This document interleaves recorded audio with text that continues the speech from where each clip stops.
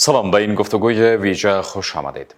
اتحادیه اروپا در طول 4 سال گذشته به عنوان یک بازیگر فعال در قضایای مرتبط به افغانستان باقی مانده است. هرچند در طول این سالها بیشترین نقش این اتحادیه در بخش کمک‌های بشری بوده است، اما اخیراً تعامل تعداد از کشورها در مبحث روابط دیپلماتیک و قنصلی با افغانستان همچنان چشمگیر بوده است. ادامه این فعالیت‌ها به کجا خواهد رسید؟ اتحادیه اروپا به چه نگاه در حال حاضر به افغانستان می‌نگرد و اهداف این اتحادیه به افغانستان چی است؟ این پرسش‌ها و بیشتر از آن را در این گفتگوی ویژه از مهمانم آقای ژیل برتران، نماینده ویژه اتحادیه اروپا برای افغانستان می‌پرسم. Mr. Gilles, thank you so much for this opportunity and welcome to Afghanistan. Thank you. Thank you very much. So, as a first question, since you are newly appointed as the European Union Special Envoy to Afghanistan, how did you find the current situation? And according to your perspective, what is the reality on the ground? Well, this is my first trip to Afghanistan in my new capacity as Special Envoy for Afghanistan of the European Union. But I was actually posted in this country a long time ago, from 2002 to 2004. So I had the opportunity to live in the country and to travel a lot in the regions of Afghanistan at that time. And one of the lessons I gathered at that moment is that if you want to understand Afghanistan, you should not only be in Kabul, you should also travel in the rest of the country. So for that reason, I would not say that I have a clear picture of the situation on the ground based on only a week of meetings in Kabul. But I think my overall impression is that the country has changed a lot, is that there are still many challenges, in particular for the Afghan people, in terms of making a living, in terms of humanitarian and other basic human needs. And that for me fully justifies why the European Union has had that approach to always be at the side of the Afghan people, to always support them, and has continued doing so, even with the various changes that have taken place recently in the country. Okay. As I mentioned in the introduction, the United European Union in the last 4 years mostly engaged with the humanitarian assistance for the Afghanistan people. So how is the progress of this aid for the Afghan people from the EU right now, and what are the most challenges in this regard? We have been involved through humanitarian aid and also through work on basic human needs, which goes a bit farther than humanitarian aid. For instance, on private sector development, support to health, education, and particularly within all of these fields to women and girls of Afghanistan, because we know that they are in the most difficult humanitarian situations.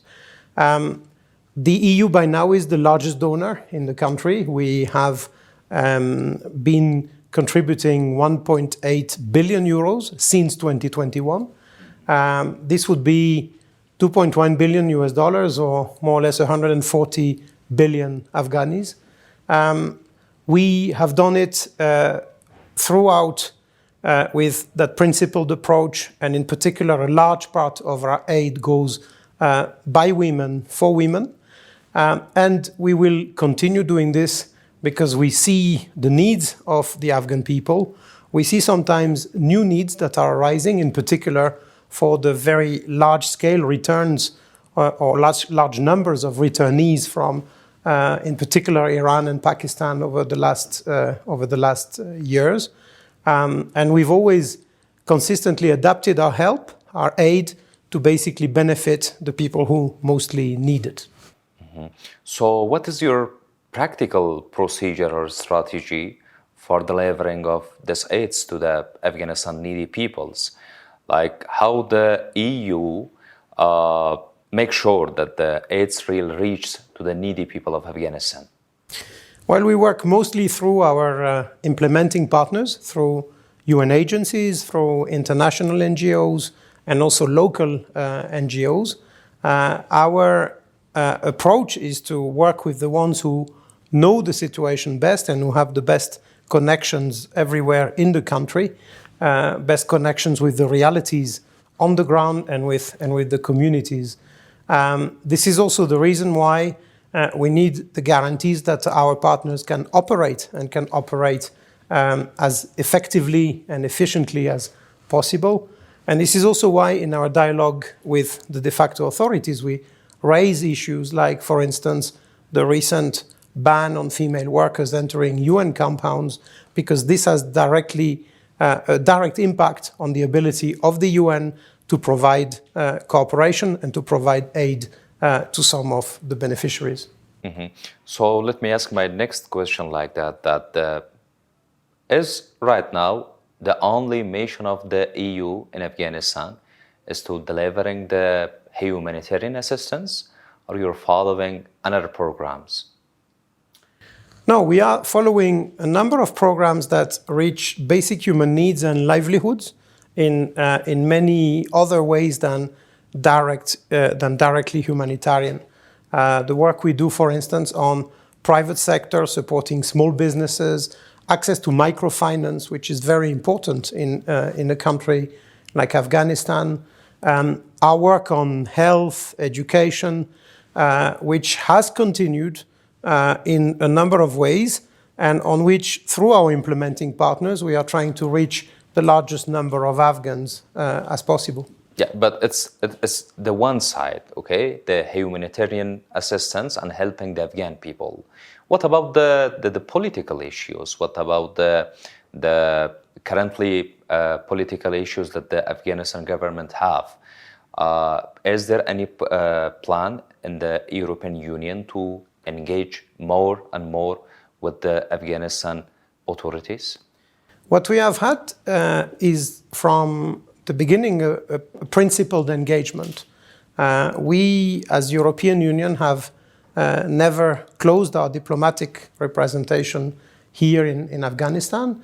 We have maintained this dialogue, my predecessors as special envoys, myself, but also our chargée d'affaires in the country, Veronika Bošković, who is here based in Kabul with her whole team in the premises of the delegation.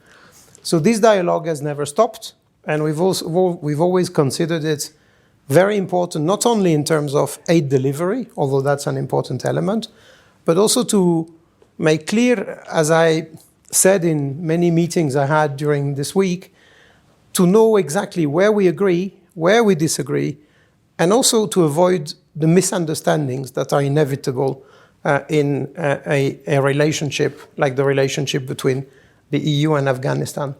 Principled relationship for us means, or principled engagement means that we have the ambition that Afghanistan or the de facto authorities can actually improve their, the way they implement the international obligations of Afghanistan. Inclusivity, these are not just demands of the European Union, they are demands of the entire international community. And we, as a member of the international community, are doing our share to make sure that this dialogue is taking place and that the de facto authorities may take steps in that direction. The inclusivity is a word that even the Afghanistan authorities cannot describe it.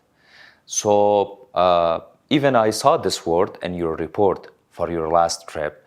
What is the meaning of an inclusive government in Afghanistan and perspective of the European Union? I think in the perspective not just of the European Union, but the international community, when we call for inclusivity, what we call for is an intra-Afghan dialogue and making sure that all the components of the Afghan nation are actually on board of a conversation of the future of Afghanistan and can take part in the decisions that shape the future of Afghanistan. This country, too many times, has seen struggles between the various components of its identity, and we believe that it's only through a dialogue that belongs to the Afghans that the conditions can be ripe for an Afghanistan that is stable, that is prosperous, and that is actually also a source of stability for the broader region. Yeah. As I read your report, you met lots of the authorities in Afghanistan. So when we are talking with them, they says the government is already inclusive, and we solved this issue. How did you talk about this issue with them? I think, well, we mentioned it as part of the elements of what is called the Doha process, where basically the international community and the de facto authorities have a dialogue that is facilitated by the United Nations, where we are trying to achieve steps in that direction. I think the whole topic of inclusivity is clearly something on which we can have broader conversations. But the logic is that all the components of the Afghan nation feel represented and feel part of the governance of the country. Okay. Or should. Okay. Another concern and another question is the restrictions in Afghanistan for the women and girls that lots of figures talk about these issues. What is your opinion right now about these restrictions? And according to your meetings with the Afghanistan authorities, is there any green lights for the ending of these restrictions? The issues of women's rights and of the restrictions, the many restrictions that women and girls are facing in Afghanistan today, has been central in the conversation and in the concerns of the international community about Afghanistan. This is a topic that I have raised and discussed with all the authorities, or with all the representatives of the de facto authorities that I met, the ministers, the deputy prime minister, the deputy foreign minister as well. And this is a concern where clearly the international community is hoping for steps in the right direction by the de facto authorities of Afghanistan. We find it a fundamental element, and I should say it's not an issue of principle. It's also an issue of economic recovery, because women also have to play a major part in the recovery of the country. Women in all countries of the world, not just the West, in all countries, whether they practice Islam or any other religion, can be pilots, can build bridges, can have jobs and contribute to the wealth of their country. This is typically something that Afghanistan, in the fragile economic situation where it is, also needs. And we believe that this is one aspect on which it is important to consider steps in the right direction. About the European Union, recently we witnessed some of the countries, like Germany, like Austria, start negotiations with the Afghanistan authorities. How kind of negotiations are that? Are they going to talk with the government? Are they going to recognize the government of Afghanistan? Or are they going to engage more than the past? On this topic, I think it's important to say that we have defined as international community, not just European Union, the elements that are important for the international community to consider recognition of the de facto authorities. Yeah, but when we are talking about the Germany and Austria, it's more about the European Union. No, I mean this is the general situation. Of course, what happens and happens on many issues, from counterterrorism to counter-narcotics to cooperation on migration to cooperation also on the assistance we provide in Afghanistan, is that we have contacts with the de facto authorities. We discuss a number of issues. And we have member states that are in very different situations.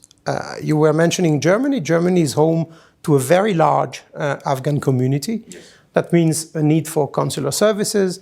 That means that they often have cases where they consider repatriation or expulsion of Afghan people living on their soil. For these reasons, they may have technical level contacts in Germany and other countries. There are contacts, for instance, on counterterrorism, many other issues.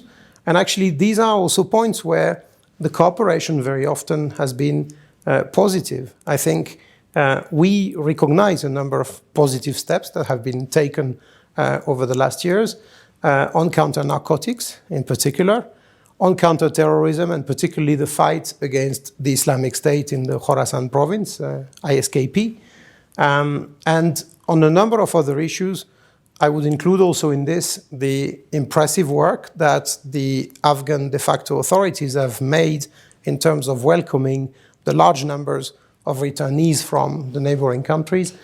We recognize positive points, and we believe actually that precisely we have to strengthen our cooperation. Private sector, counter-narcotics are areas where we have common interests and we can work on them. There are other issues where we don't agree, and we believe that also these issues we should discuss and try to find a path to agreement. And as I said, I think it is very important to dispel the misunderstandings, the many misunderstandings that have accumulated over the years. Okay, sir. So although I have lots of questions, so since we're short in time, I just want to ask my last two questions. What is the priorities of the European Union currently and right now in Afghanistan? I think the simple answer is that our priority is the Afghan people, and it has not changed. Our objective, our hope for Afghanistan is that the country should become a stable, a prosperous country. We are willing to work with all Afghans that share that vision of an inclusive, a prosperous, a stable Afghanistan. And we actually believe that we can achieve this through dialogue, through principled engagement, which is the reason why we are here regularly. And actually also the reason why I intend to come regularly to Afghanistan and hopefully discuss the many questions that you still have in another occasion. So, as my last question, how do you see Afghanistan in next 6 months? Well, that's a very good question. I think we want to, as an organization that has been present in Afghanistan for the long haul for many years, we know that there are things you achieve in 6 months, there are things you achieve in 1 year, there are things we achieve in 2 years. What I do hope is that the elements that have been achieved in terms of better understanding ourselves and better cooperating can remain. I hope that the multilateral conversations around the international commitments of Afghanistan and inclusivity can make progress. I believe that there are elements that permit to hope for this. And on the rest, of course, I hope that Afghanistan can continue to sustain itself and to strengthen its prosperity. But as I said, this also requires to understand that all Afghans have to contribute to this process. And actually, inclusivity is also an element where half of the population, the women, are fundamental. Thank you so much, Mr. Gilles Bertrand, the Special Envoy of the European Union for Afghanistan, for your opportunity. Thanks to you. و سپاس شما که بیننده این گفتگوی ویژه بودید. خدا نگهدار.